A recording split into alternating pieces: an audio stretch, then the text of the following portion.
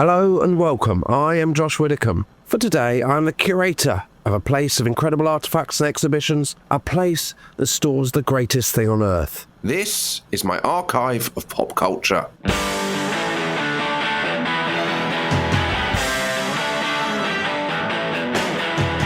Someone else has woken up inside of me. Something it's just turned on the light of me. I feel the force flow through every artery now. I can't get down. I woke up on the roof again, round and round, spinning on the spot again. I can't explain the who, the where, the why, or the when now. And I feel it in my veins. It's a feeling I can't tame. Can anyone please explain why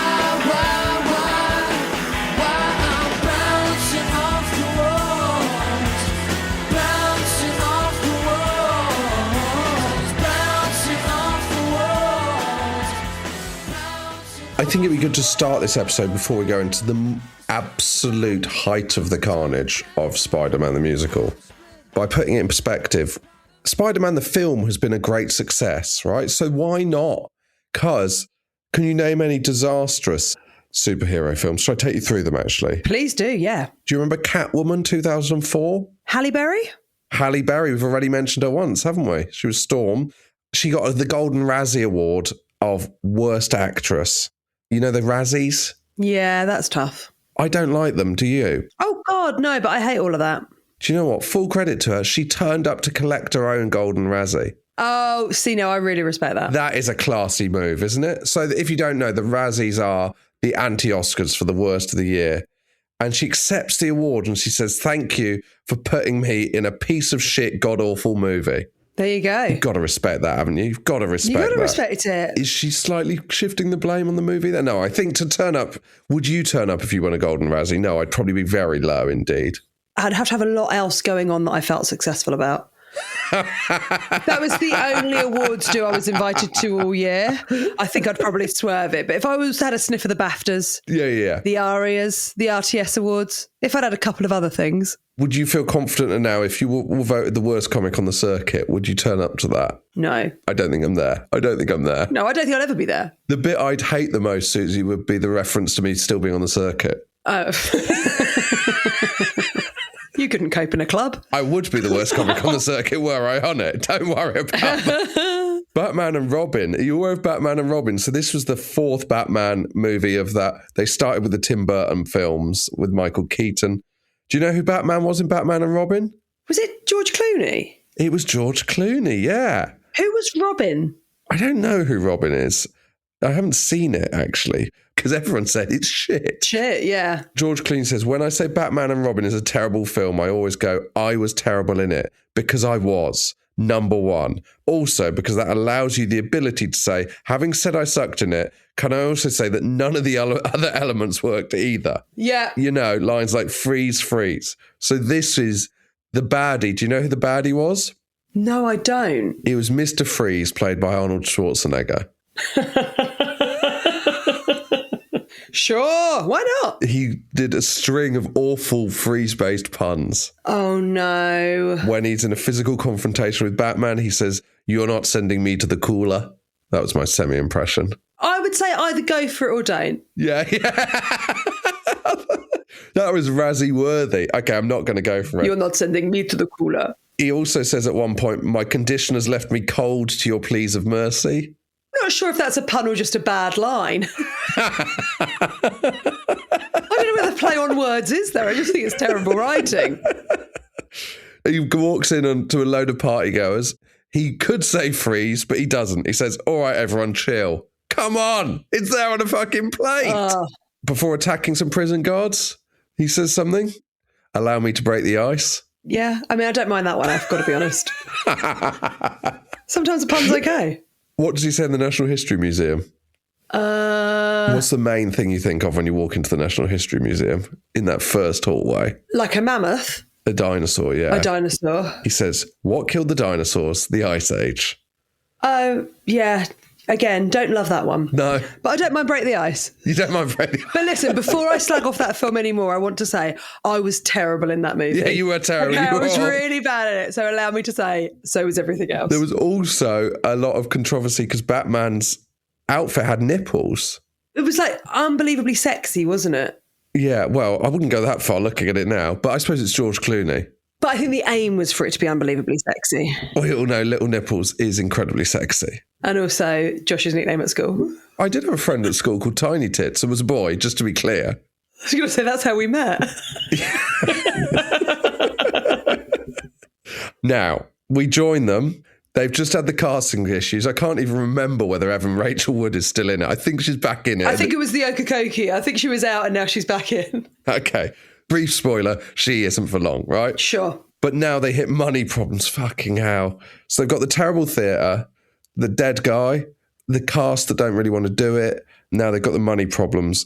And they've got obviously 18 weeks of delays. August the 6th, 2009, Variety report. Is Variety like the kind of showbiz magazine? Is that what it is? It does TV and films as well. It's kind of a business insider bad magazine, isn't it? Yeah. Yeah, but it's the kind of thing that like Uber fans would also read, I think. Right. So it says, should Broadway's Spidey sense be tingling? Rumours have spread among legislators that the production for incoming mega musical Spider-Man Turn Off the Dark may be threatened. The extensive work being done to prep for the technically demanding show, both in the shop constructing the physical production and in the theatre where Spider-Man is due to bow, is said to have stopped. The halt is attributed to cash flow obstacles. So there's some sort of issue with the shop as well. What is that at the front? No, that's not the gift shop. What do they mean in the shop? I think the shop is where you construct the physical production. I think that's the workshop. Sure. That makes more sense. They should have just said workshop because I Well, think... Susie, you're not a reader of Variety. If you read Variety, you No, wouldn't... of course. So in your head, one of the main issues was the construction of the gift shop. But that's the thing. Americans love merch. I like merch as much as the next girl, okay? We can't open because the shop, the thing you move up to open it every night, that's stuck. So we're not going to be able to sell any T-shirts or programmes. I didn't know if it meant...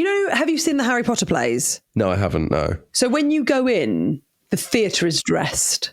So it's not just on stage. The whole theatre is dressed. Oh, okay, and it changes between one show and another.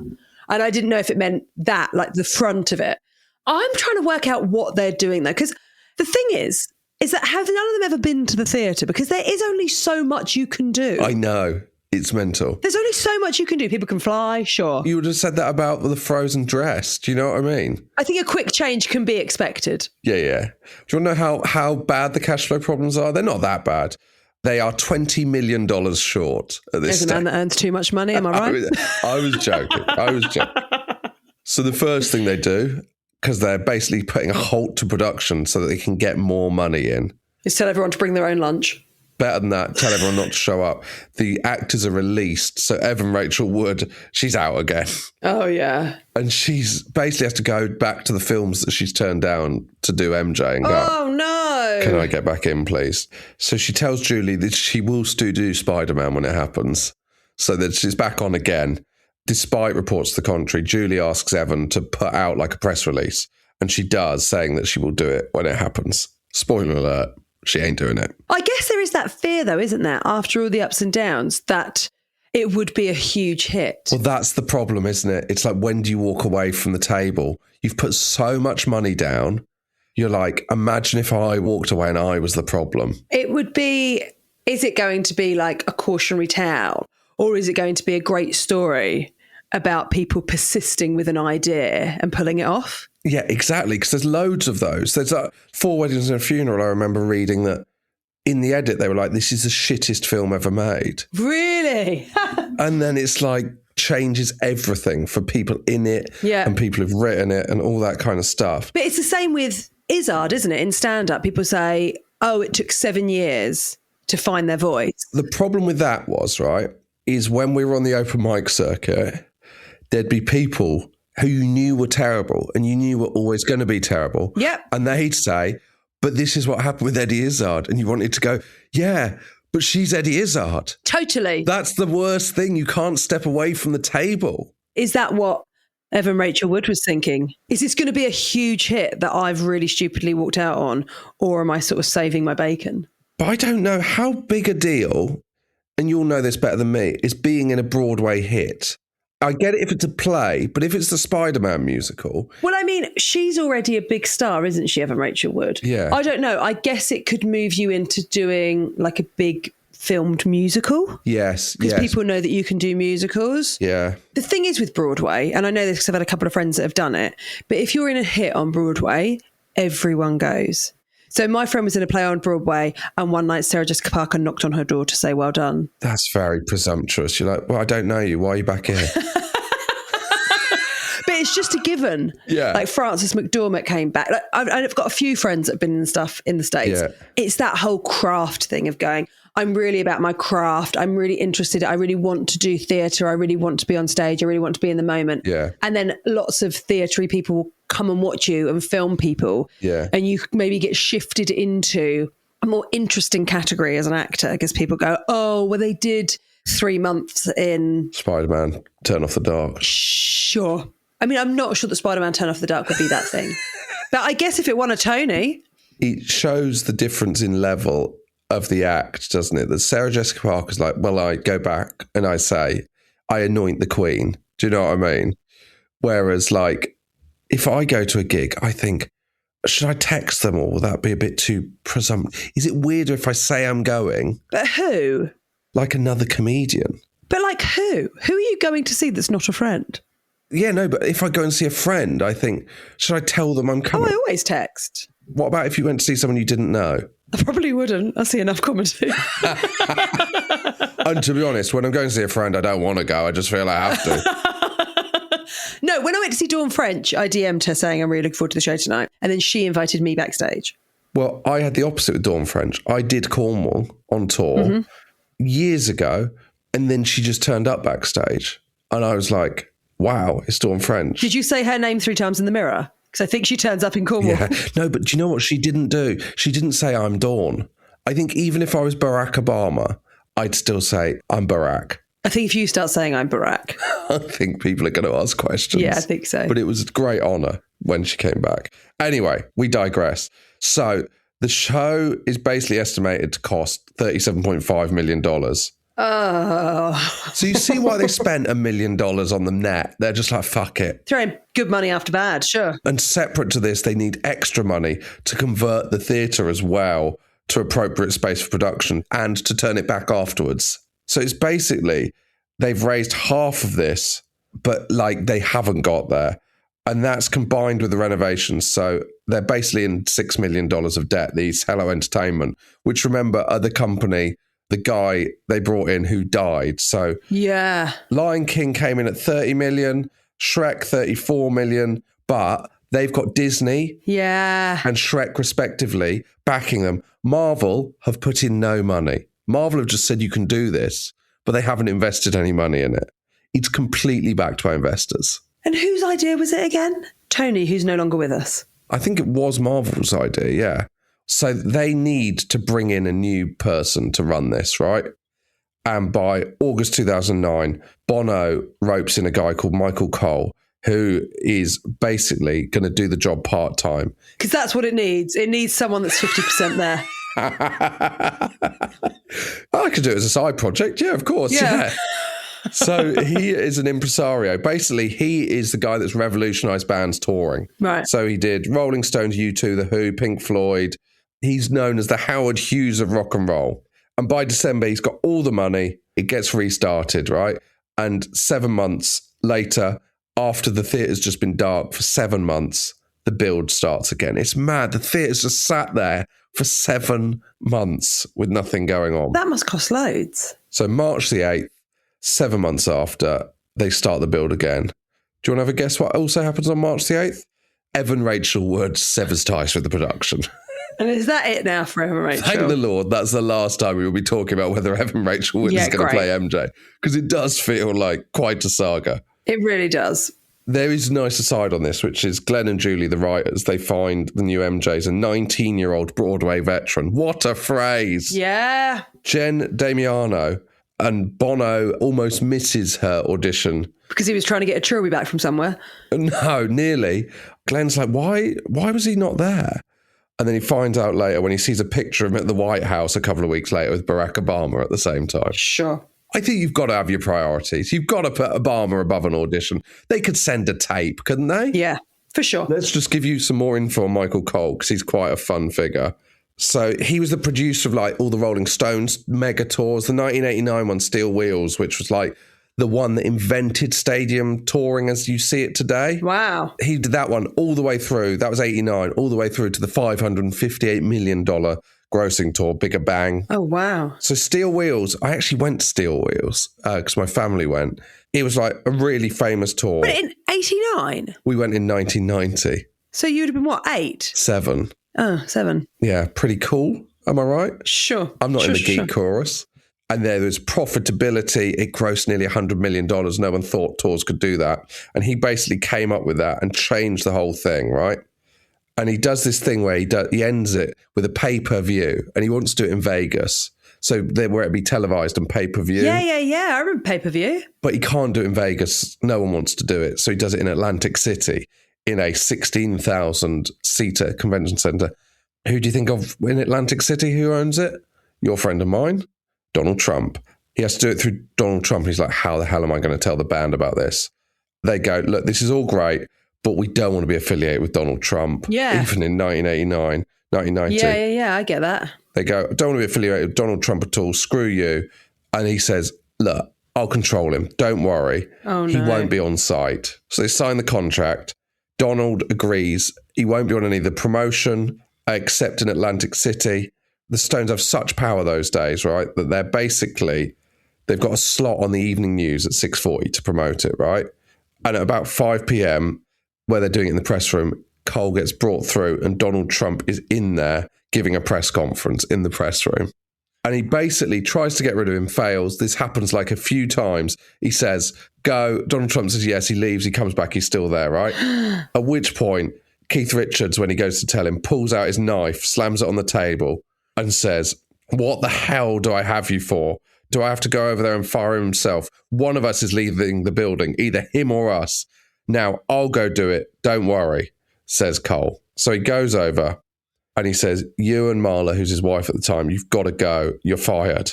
Great line to give to Donald Trump. Yeah, great. He looks at me, goes berserk, and he says, you don't know anything. You guys suck. I promote Mike Tyson. I promote heavyweight fights. And then 3 like heavies in trench coats, he says, 2 of them putting on gloves, the other one with brass knuckles on, come and stand next to Donald Trump. And he goes on the walkie-talkie and he calls for someone, his head of security, and goes, I think I'm in a bit of trouble. And the head of security says, just turn around. And he turns around and there's 40 of the Rolling Stones crew with tire irons, hockey sticks and screwdrivers. And they say, and now are you going to go, Donald? And Donald Trump leaves. Isn't that an incredible story? So when they say they fired him, does that mean they weren't going to do it at his place in Atlanta? No, they were Atlantic City, but they just didn't want him. Involved. Oh my gosh, that guy, he's always been absolutely dreadful. He's always been an absolute tit, hasn't he? I know, he's just a terrible guy. I love that he's basically got 3 heavies, one of whom's got like knuckle dusters. Oh, there must be so much we don't know. There must be so much we don't know. Allegedly. I think we can say there must be so much we don't know. I'm kidding. I just love how people say allegedly, thinking that it somehow clears them for any sort of legal wrongdoing. So there's these problems now. The main problem is the flying situation of Spider-Man, yeah? So Scott Rogers is the man who's in charge of programming the flying. So you have to program all the moves on a computer and it all has to move and all that kind of stuff, right? It's an intensive task, right? So it takes hours and hours for Spider-Man just to do like one arc of swinging. It's mad to me that it would be that hard. I know that's... but a stage is only so big. Yeah, but they're going out over the audience as well and stuff. Okay, well, I would maybe bring it back to the proscenium arch. If you want to open this show, just make him fly on the stage. Also, there's ropes everywhere, guys. I've seen it. It's backstage at a theatre. Yeah. Grab one of them. So at the end of Act 1, he's programmed the rigging moves for the fight between the Green Goblin and Spider-Man because he's doing a fight in the room, right? Yeah, that's hard. And he's talking Glenn, the writer, through the idea and the programming process is happening. as they're talking, one of the sandbags that's representing one of the bodies just crashes into the proscenium arch. Basically, that's to give you an idea of how difficult it is. Later, Glenn returns to the aerial rehearsal and bodies are being used instead of sandbags by this point. And Glenn notices that the ring piece of... Careful. Yeah, I know. God, he must have really hurt himself. If he's lost that. Yeah, just on the stage. What's that? Has someone lost a ring? Is that an elastic band? So he fires it back up to him like an elastic band. The ring piece for the web, which is for finishing the show, yeah, which is the £1 million thing that they've bought, yeah? Yes. Glenn's like, oh, that's not in then. Why haven't you put that in? And he explains it doesn't work. So they've just lost £1 million. Oh my God. So they're just like, well, that doesn't work. Take it down. And they've spent £1 million on it. The thing that I don't understand, and I know I want to be clear for what I was saying before, is that you have to work within the perimeters of what is achievable. Yeah. You know, just make him swing. Yeah. You know, don't worry about too much else. Yeah. Get some acrobatics in there. Yeah. Do something cool with the lighting. But you've got to say you're not the kind of person that would sleep without water on a dirt floor for 4 years to make a theatre. This is the pain. No, I wouldn't. And you went to see The Lion King. You said it's amazing. Yeah, but nothing in it is... There's nothing that you go, I have no idea how they do that. Yeah. You just go, yeah. oh, there's some really cool puppets. Yeah. And you're using your imagination for part of it. So you would go in and go, guys, the audience just use a bit more imagination. Imagine he's really flying around this theatre. I just think you have to create theatre or art or whatever you want within the parameters. something that's achievable. You know, I could say, well, I can't do my new stand-up show because I want to fly in it. Yeah. And you go, well, you're not going to do it then because you're a stand-up. So, or I'd like to be invisible. Yeah. Well, that's impossible. Accept the possibilities. The problem is you're trying to imagine Spider-Man's real in a theatre, and that's the problem. The whole point of Spider-Man is you couldn't do it in real life. Yeah, you're trying to imagine that he's a real person. Yeah. He's an actor. So basically, Scott says the ring went up. It was clear that it wasn't going to put out a web like they wanted it to. And also, it was going to get in the way of the cables, so there was no way they could do it. It's mad, isn't it? It's just insane. Spending all that money and not buying cable ties. I mean, come on, guys. September the 17th, 3 weeks after the first stumble through of Act 1, the team stumble through again. They say it's underwhelming and childish. The next day, Glenn and Julie see each other on a train platform, the two writers. They're discussing the read-through, and she says, this is just... I mean, you've been saying this yourself, Susie, but imagine hearing this. Maybe the whole idea of a Spider-Man musical is just ridiculous. Yeah, maybe it is, Julie. You're in too deep at this stage. You're going to have to believe this hard. We then get to the tech rehearsals, right?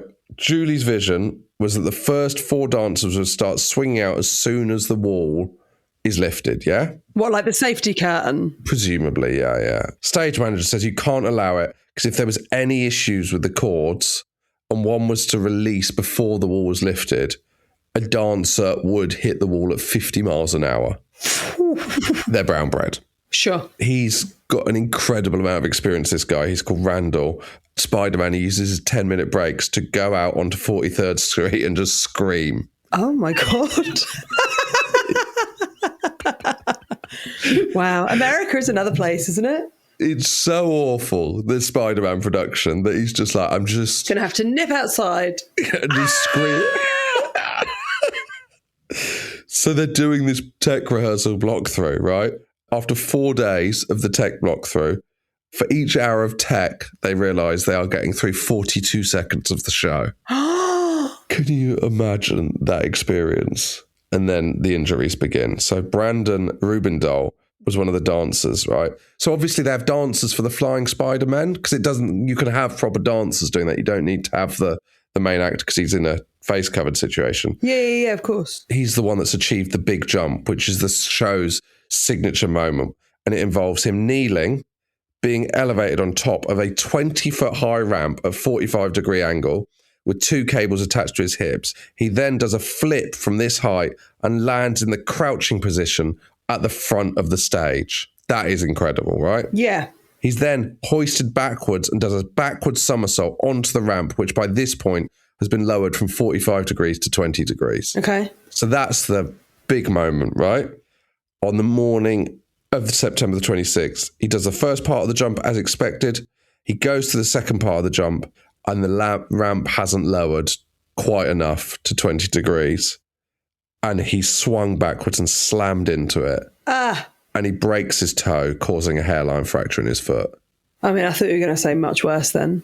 Yeah, it could have been worse, couldn't it? Yeah. The same week, dancer Gerald Avery does a flip, lands on his head. He's knocked out cold. By October the 5th is like 2 weeks later after this, none of the scenes have been perfected. And in 15 days of tech rehearsal, they'd run through the first 37 minutes of the show. Oh my God, you would be losing your mind. No wonder the man is going out into the street to scream. He is the only person whose perspective I get. It's absolutely catastrophic, isn't it? So on October the 19th, 2 weeks later, sales agents and ticket bookers are brought in to be wooed again because basically they've been unimpressed with reports of what's been going on, right? And it opens with Kevin Orban, who's a different person, doing the big jump. And he seems to land with force. All the guests are impressed, though, and they love it. They don't notice that he has, in fact, broken both of his wrists doing this. Isn't that wild? So even the success in front of the ticket people, a man breaks both his wrists. And now, incredibly, we come to the first preview. They haven't even done the first preview, and this is happening. You look ashen, Susie. Well, I mean, I'm thinking of the actors. Like, it would be just so stressful. It'd be so frightening to be on a show where people keep injuring themselves. Yeah, it's like being on The Jump. Do you remember on Channel 4? Yeah, and everyone got really injured. So, Susie, they approach the first performance because they haven't got the £1 million ring thing. They still don't have an ending for the preview. So, with 2 hours of the rehearsal left, a makeshift ending is decided upon. No! I mean, how long has this been in pre-production? It's been in pre-production so long. You can't decide an ending with 2 hours. So they decide that netting would be dragged onto the pit lift whilst it was down. The crew would hook it onto the cables and the cables would haul it up into the air to make a makeshift upstage wall for Peter Parker to scuttle onto, right? However, there's not much time left. No shit, right? So a decision has to be made whether to tech the netting without knowing whether it would work. No. Or the other option is to open the show to 1,930 people, many of whom are bloggers, celebrities, etc., without an ending, and just do it with no ending. You do it with no ending. You have to. But Julie decides to tech it. Because they've got the time. Yeah, exactly. Because we're doing 37 seconds an hour. We're fine. So the Department of Labour signs off on the stunts. Just before the preview starts, Michael Cole, who's the promoter who we've discussed, he has to go on and warn the audience not to hitch a ride on any of the actors. Imagine. What? So the actors are flying over the audience, around the audience. He has to warn the audience not to. Don't touch them. It gets to a bit called bouncing off the wall in this preview. It's all going well. And then there's a glitch. So for Reeve, the actor, to fall on his bed from the ceiling, cables from the back of the auditorium have to be taut, right? Mm-hmm. But one has escaped the stagehand's grip. And it falls onto the heads of some audience members. Oh, no. It gets worse. The first awful moment happens in Rise Above, which is one of the songs.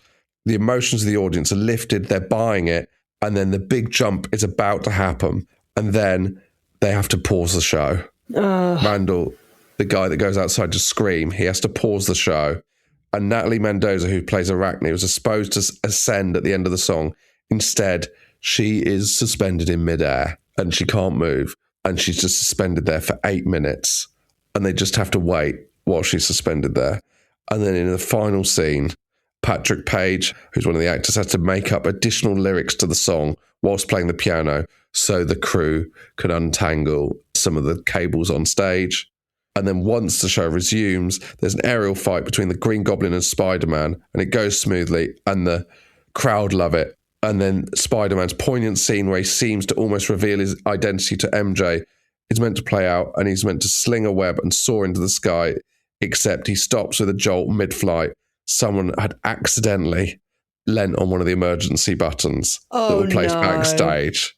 So this is just the end of Act 1. Spider-Man is just left dangling at the end of Act 1. The thing is, okay, when they do the previews of these sorts of shows, there can be like a 5-minute pause. Yeah. Like these things do happen, but someone leaning on a button.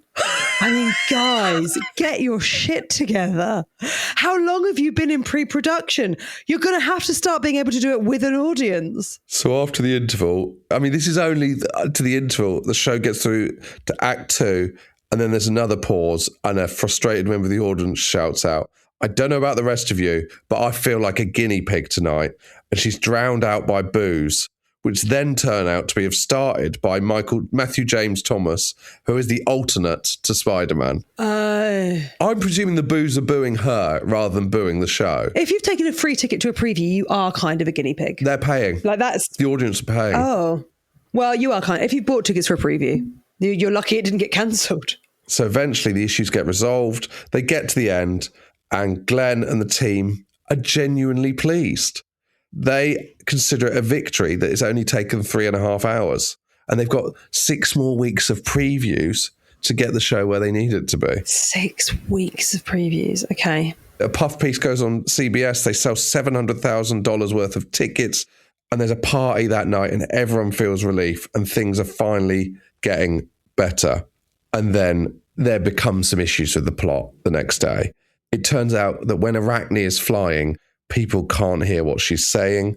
So no one knows what her character is or what's going on with her. Mm-hmm. And so Julie shuts this conversation down because she doesn't want to lose Arachne. Yeah, exactly.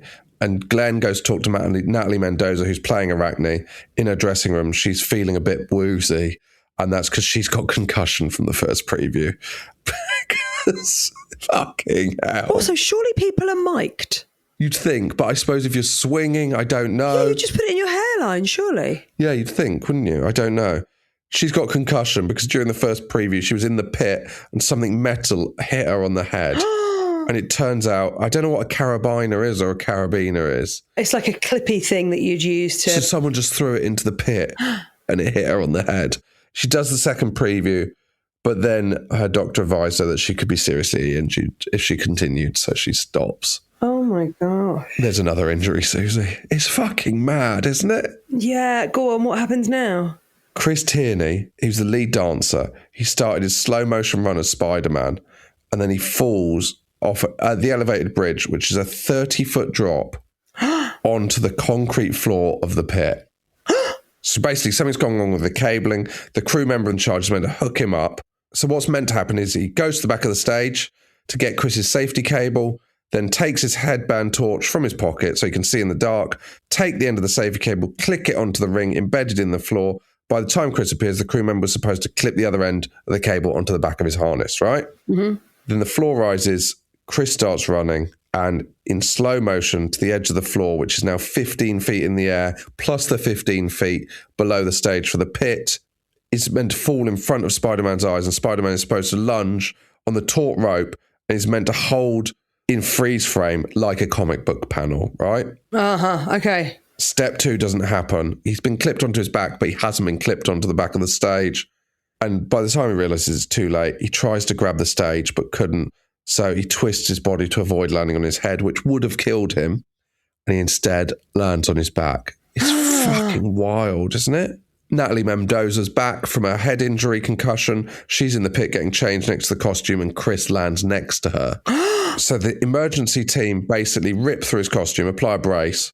The crew brace themselves for the worst.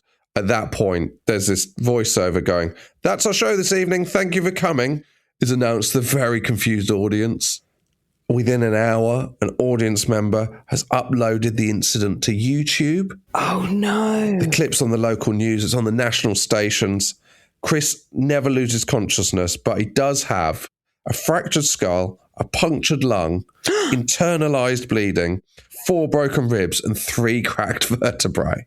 I mean, that's lifelong injuries, potentially. So they visit him in hospital the next day, and he's upbeat in hospital. Do you know what? You've got to love a job and actor getting work. That is just someone that has done some auditions. Yeah, I'm fine. He's upbeat. He's just got off the phone to Bono on the Edge and said, "I don't feel angry at all. It's just one of those things. I can't wait to come back. You fucking, I'm joking. Wow. Fair play. It's mad, isn't it? I wonder if he did go back. Well, Susie, in part 4, we will find out whether he does go back. We will also find out how this all ends. I'm going to say it. They don't get victory from the jaws of defeat, and they all end up absolutely hating each other. Oh, I can't wait. You can find out about that in the next episode, which is in a few days, are available now to fan club members. See you then, Susie. See you then, Josh. And you said, rise above, open your eyes, and you said, rise above, but I can't. How long will it take before these feelings go away? How much longer do I wait? Another any real answers anyway? You sit there, think your silence in a crowded room, louder than the loudest tune. I hang on every word. And you said, rise above, open your eyes,